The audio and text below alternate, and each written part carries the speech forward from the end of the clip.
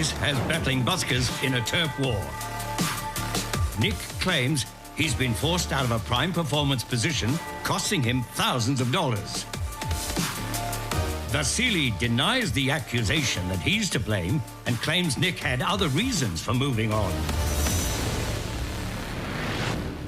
Anna, what do we got today?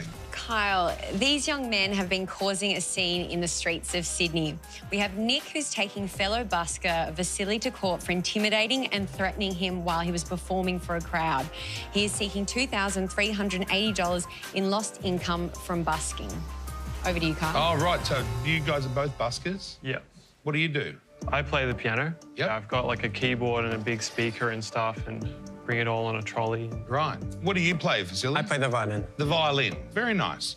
How much money are you guys making a day on this busking? It's very, very variable, but around Christmas time, it's pretty good. Like How much a day?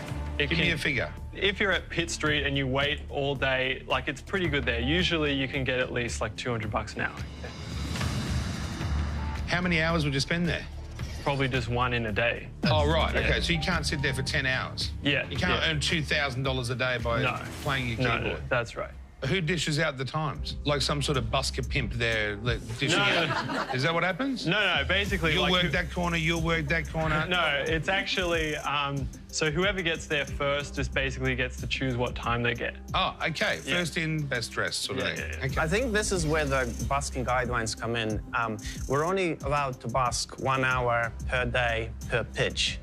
And unfortunately, on that day, Nick broke the busking guidelines. So what are you claiming he did? Who started what? Was this a fight, an argument, a disagreement? He busked from 1 to 2, and I was supposed to go from 3 to 4. Yeah. I only got to play 15 minutes before it started raining. And then when I came back, Nick wanted to have another go at 7. And so he didn't let me play at 7 p.m. and started moving my speakers and was very aggressive. You were aggressive? He was unplugging You don't my seem equipment aggressive. as well. He started unplugging my equipment and putting his equipment in front of mine, and then I started moving his equipment away, and then I basically just left because I couldn't be bothered to deal with it. So there was a lot of plugging and unplugging and moving. Yeah, it was just... I'm putting my speaker in front of you. Oh, I'm moving that over there. It was really... It's crazy behaviour.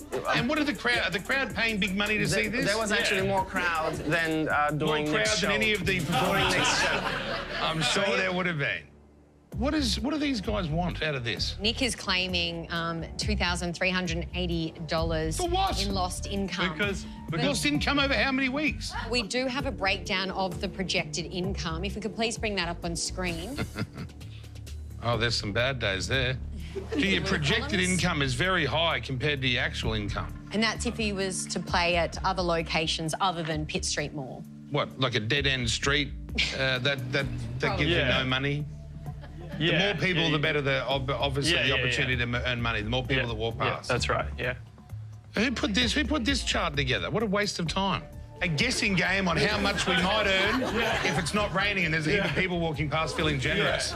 Yeah. Oh, too much. Because I haven't been back there for 4 months because every time I go there, this guy tries to take my spot. Like he's So you're done saying this you're scared? so many Are you saying you're times. scared of him?